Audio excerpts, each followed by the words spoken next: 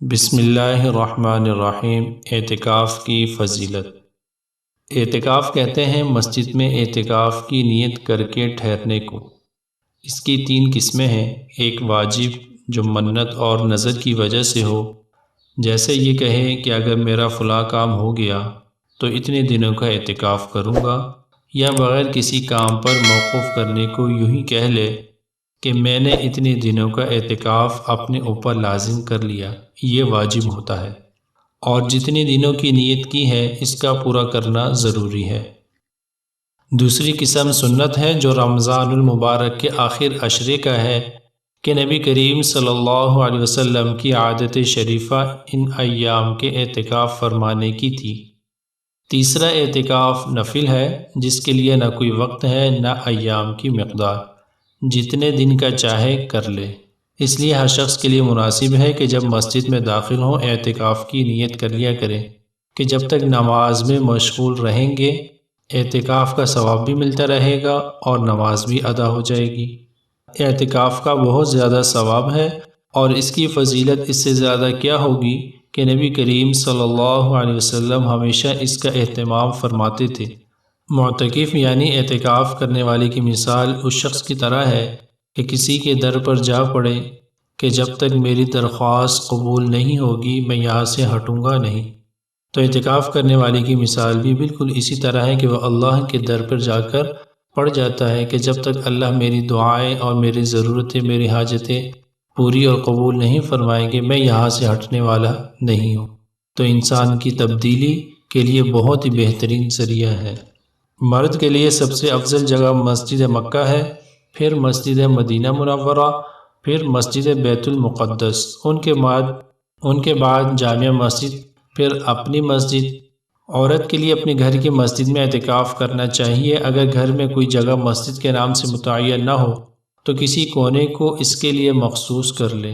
عورتوں کے اعتکاف کے لیے بنسبت مردوں کے زیادہ آسان ہے کہ عورتیں آسانی کے ساتھ گھر میں اعتکاف بیٹھ سکتی ہیں۔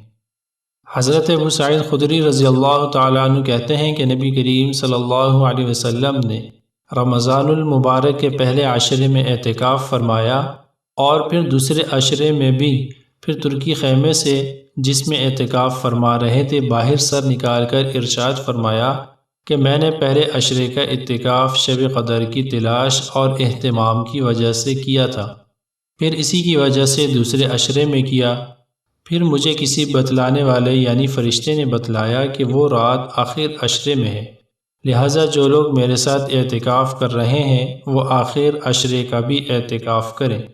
مجھے یہ رات دکھلا دی گئی تھی، پھر بھلا دی گئی۔ اس کی علامت یہ ہے کہ میں نے اپنے آپ کو اس رات کے بعد کی صبح میں کیچڑ میں سجدہ کرتے دیکھا، لہٰذا اب اس کو آخر عشرے کی طاق راتوں میں تلاش کرو۔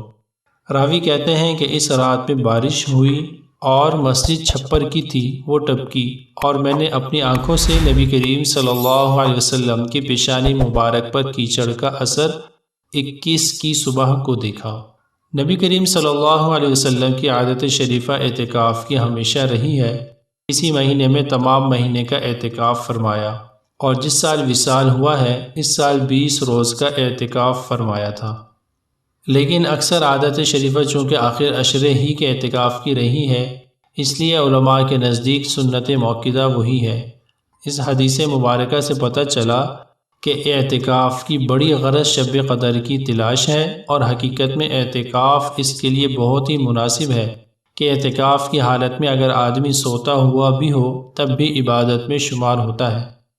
نیز اعتکاف میں چونکہ آنا جانا ادھر ادھر کے کام بھی کچھ نہیں رہتے، اس لیے عبادات اور کریم آقا کی یاد کے علاوہ اور کوئی مشغلہ بھی نہ رہے گا، لہٰذا شب قدر کے قدر دانوں کے لیے اعتکاف سے بہتر صورت نہیں۔ نبی کریم صلی اللہ علیہ وآلہ وسلم اول تو سارے ہی رمضان میں عبادت کا بہت زیادہ اہتمام اور کثرت فرماتے تھے، لیکن آخر عشرے میں کچھ حد ہی نہیں رہتی تھی۔ رات کو خود بھی جاگتے اور گھر کے لوگوں کو بھی جگانے کا اہتمام فرماتے تھے، جیسا کہ صحیحین کی متعدد روایات سے معلوم ہوتا ہے۔ بخاری اور مسلم کی ایک روایت میں ہے کہ حضرت عائشہ رضی اللہ تعالیٰ عنہ فرماتی ہیں کہ آخر عشرے میں حضور صلی اللہ علیہ وآلہ وسلم لنگی کو مضبوط باندھ لیتے اور راتوں کا احیاء فرماتے، یعنی راتوں کو جاگ کر گزارتے اور اپنے گھر کے لوگوں کو بھی جگاتے۔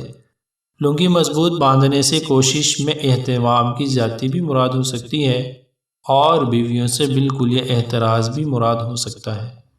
اسی طرح ایک اور حدیث میں نبی کریم صلی اللہ علیہ وسلم کا ارشاد ہے کہ معتکف یعنی اعتکاف کرنے والا گناہوں سے محفوظ رہتا ہے اور اس کے لیے نیکیاں اتنی ہی لکھی جاتی ہیں جتنی کہ کرنے والے کے لیے۔ دو مخصوص منافع اعتکاف کے اس حدیث شریف میں فرمائے گئے، ایک یہ کہ اعتکاف کی وجہ سے گناہوں سے حفاظت ہو جاتی ہے، ورنہ بسا اوقات کوتاہی اور لغزش سے کچھ اسباب ایسے پیدا ہو جاتے ہیں کہ اس میں آدمی گناہ میں مبتلا ہو جاتا ہے، اور ایسے متبرک وقت میں معصیت کا ہو جانا کس قدر ظلم عظیم ہے۔ اعتکاف کی وجہ سے ان سے امن اور حفاظت رہتی ہے۔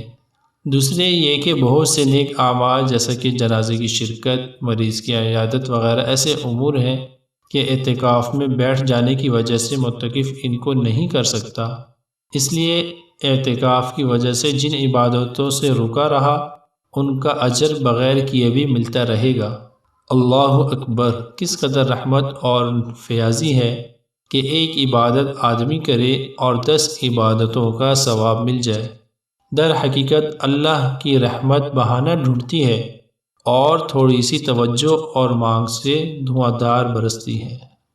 اللہ تعالی ہم سب کو عمل کی توفیق عطا فرمائے، مگر ہم لوگوں کو سرے سے اس کی قدر ہی نہیں، ضرورت ہی نہیں، توجہ کون کرے اور کیوں کرے کہ دین کی وقعت ہی ہمارے قلوب میں نہیں۔